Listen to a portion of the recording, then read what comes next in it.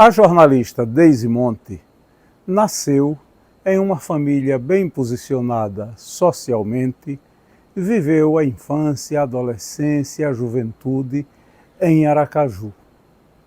Viveu num ambiente de tranquilidade, de paz, recebendo boa educação. E neste vídeo, ela nos conta como era fisicamente a casa onde passou a infância e como era também o ambiente doméstico no qual ela vivia. Eu tenho só lembranças únicas da mesma casa a vida inteira, né?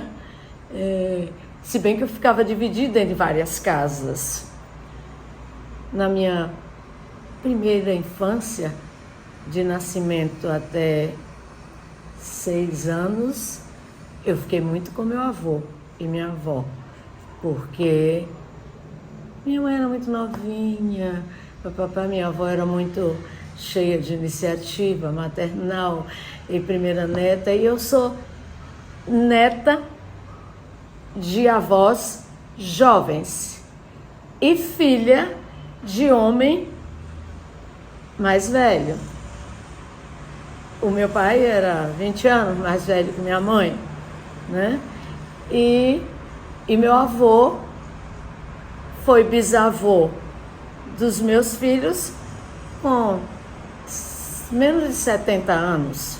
Então, é uma miscigenação de coisas que sempre me aproximou de todo mundo. Então, meu avô morando na Avenida Barão de Maruim, em frente a Raimundo Luiz, e minha mãe e meu pai na Avenida Augusto Mainá 219, em frente ali à Caixa Econômica, e nessas duas casas eu passei toda a minha vida até me casar. Eu saí de vestida de noiva da casa dos meus pais, mas o meu vestido estava no meu quarto na casa do meu avô, na Barão, na cama. Na hora o motorista foi lá, trouxe para cá. Então, a minha vida se confunde muito, né? No que pese minha mãe ter 4 irmãs, 4 irmãos, homens em Aracaju, e eu ligada a todos 4,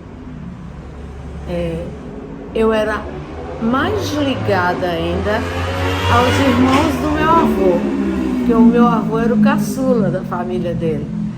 E pense o que é seu avô, seu irmão caçula da família dele, e ter um irmão que morava perto dele também na Barão de Maruim, com 10 filhos. Aonde é que eu iria?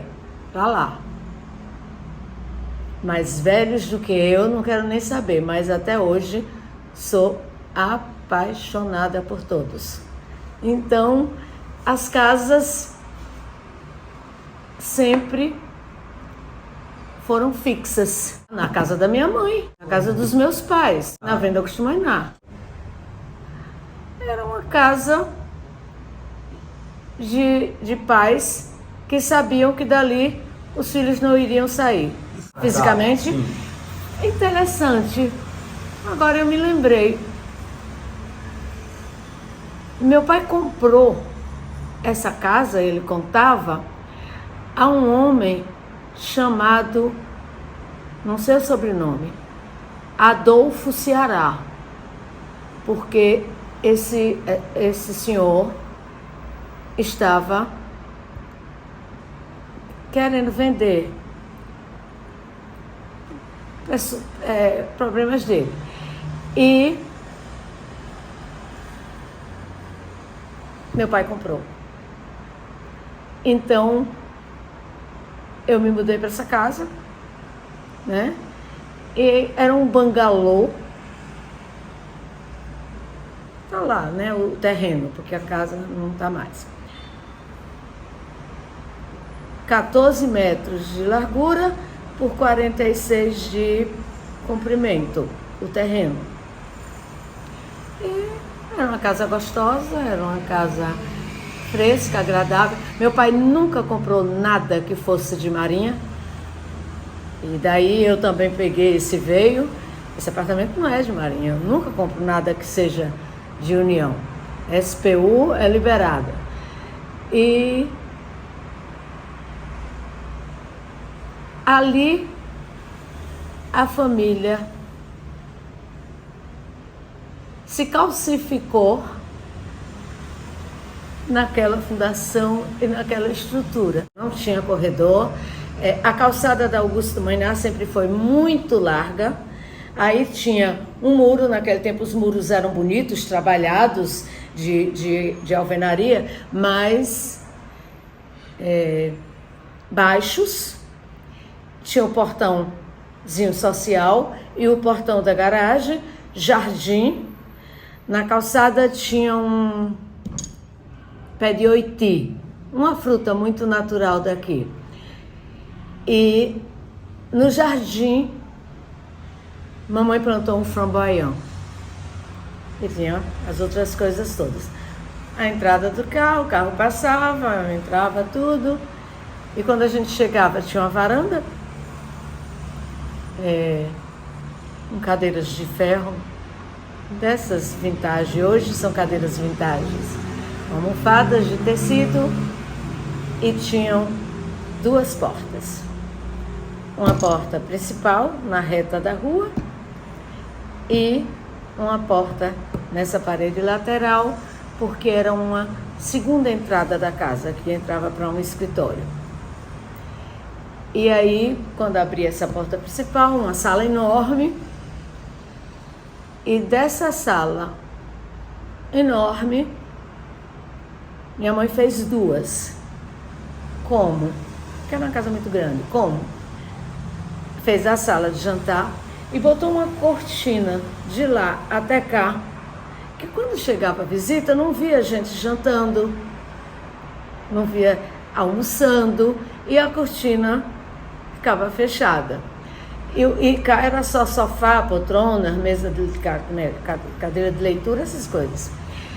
Uma porta que dava para esse, originalmente era um escritório, depois passou a ser o quarto dos meus pais. Uma porta que dava para essa sala de visitas, que era o meu quarto. Uma outra porta, de mais um quarto, a cortina enorme, e aí vinha resto de casa. Mais quarto, mais banheiro, cozinha, papapá. Quando acabava a cozinha, ao lado da cozinha tinha uma varanda. A porta não era para o fundo, não, era para o lado. E dessa varanda a gente descia para um varandão, onde minha mãe tinha rede, onde acontecia o estudo da gente, e o quintal. O quintal tinha eternizado um pé de sapota, que é o saputi grande. Então, a vida inteira nós tivemos aquilo em casa e era uma delícia. Para subir, para brincar. Eu não tinha uma casa na árvore, mas eu tinha uma casa na árvore, porque foi feito, minha mãe mandou fazer umas coisas de madeira para subir, e podou, que ficava uma copa no primeiro galho, e ali era o meu devaneio, né? Balanço, brincava muito de cozinhado nesse quintal. E uma coisa interessante dessas salas é que meu pai fazia uma vez por mês. Meu pai tinha, não sei como, não é filmadora, uma máquina que passava filme com umas rodas assim, um negócio, sabe? Uns bolachão grande, que no meio do filme tinha que parar para rebobinar, para passar de novo. Aí a cortina ficava fechada, todas as luzes eram apagadas, e ali passava desenho animado, ali passava os filmes que ele conseguia para passar pra gente. Ele tinha um amigo, seu Paulo Costa, que morava na Rua Lagarto, que também, quando tinha filme que achava que ia que interessar papai, ele emprestava a papai. E assim fazia aquele circuito de filmes e a gente tinha isso. A mesa de jantar era uma mesa enorme, uma mesa inglesa, desse móvel. E a mesa ainda abria e tirava aquela parte de madeira de dentro. Então, a gente jogava ping-pong, né? Ali. Então, a casa fisicamente era assim, até o dia que eu casei e ele revitalizou a casa, porque era uma casa de muito trabalho, de muitas janelas de madeira, de muitas cortinas, o piso era belíssimo, mas era taco. Empregadas tinham que encerar. Eu encerei muito, certo?